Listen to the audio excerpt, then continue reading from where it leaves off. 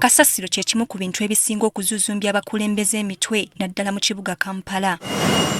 Kasasiro ono abasinga bamuyiwa ku makubo mu myala ekiziviirako okuzibikira n'okwanjala kw'amazzi buli nkuba lw'etonnya. Ng'oggyeko okuzibikira emyala, Kasasiro amansibwa buli wamu okukuuma ekibuga nga kijama olwo nno abakiwangaliramu ne babeera ku bwerinde bw'endwadde. N'ebibamba eby'enjawulo bizze birabwako gamba ng'ekya 2024 Kasasiro yali ayiibwa ekiteezi bwe yabooga n'abuutikira abantu. Kyokka nga ne bwe butuukidde olwaleero KCCA ebadde tefunanga ggezi ery'enkomeredde ku kizibu kya Kasasiro. Kati olwaleero tutegeezeddwa nga bwe waliwo bamusigansimbi abakwataganye n'ekitongole ki KCCA okulaba engeri gye basobola okumalawo Kasasiro mu kibuga. Mu Kampala tukuŋŋaanya Kasasiro ttani 2500 naye Kampala tujjawo ttani 707 zokka. Ate ne twonoona ssente billions of money buli lunaku okukola ku Kasasiro oyo. Ne weesanga nti aleeta endwadde, aleeta ebizibu bingi nnyo, azibikira enguudo zaffe ne tufuna amataba. Kasasiro avaako ebizibu bingi n'ayonoona obutonde bw'ensi.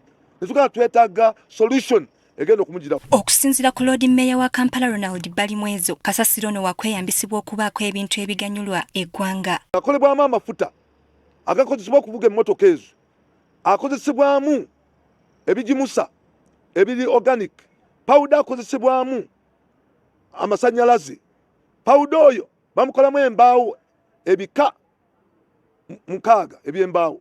Embaawo ezizimba amayumba gali low cost, embaawo ezikola cladding ku bizimbe nga bino, embaawo engumu n'okusinga embaawo ezimu ezisangibwa wano. Ebyuma ebirongoosa Kasasiro byakuteekebwa mu ggombolola zonna 5 ezikola ekibuga Kampala. Ate nga bo kye beetaaga garanti nti Kasasiro webasalina memorandum of understanding nti Kasasiro yenna akuŋŋaanyiziddwa nga tebamugabidde mulala bamubawe. Bo baagala Kasasiro yenna. Mpozi n'ekirala tuba tusobodde okuba bwe bagenda okuteeka ebyuma. Bayintendinga okuleeta ebyuma 5 buli division bagiteekemu ekyuma. Tubeere nga Kasasiro afuuka kya bugagga ekivaamu ebirungi ebyo. Mu ngeri y'emu waliwo ne bamusiga nsimbi abalala aba Census Equity Africa abagenda okuyambako mu kukendeeza ekizibu kya kalippagano k'ebidduka mu kibuga. Bano baakuleeta eggaali z'omukka ezikozesa amasannyalaze. Train we zigenda okuyita n'okutuleeta train ezigenda okuyita mu bbanga waggulu w'enguudo ze tuyina. Aliredde okulaba nti ajjawo jaamu. Train ekujja Jinja ne kuleetera dakiika 3.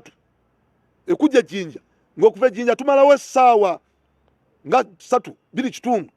Ekyo kigenda kukoma. Thomas Sandelu nga yakulira kampuni ya Census Equity Africa abawoomya omutwe mu nsonga eno atubuulidde ng'enguudo zino ez'okuyita mu bbanga nga zaakuzimbibwa mu bitundu bya Kampala n'emirirwano. And we are honored to be with ministers and teams from the government and of course his Lord Mayor, and we are supporting the endeavors that is being implemented in the sense of building new advanced rail system from the airport of Entebbe to the to the city of Kampala and around. Bino byonna bituukiddwako nga Ssaabawolereza wa gavumenti Sam Mayanja atemya bukofu era n'abategeeza nga bwe bagenda okwongera okubaako bye battaanya ku nsonga eno. Already ng'ono agambye ssente ze n'enkya zituuka, ssente ze nnyingi nnyo.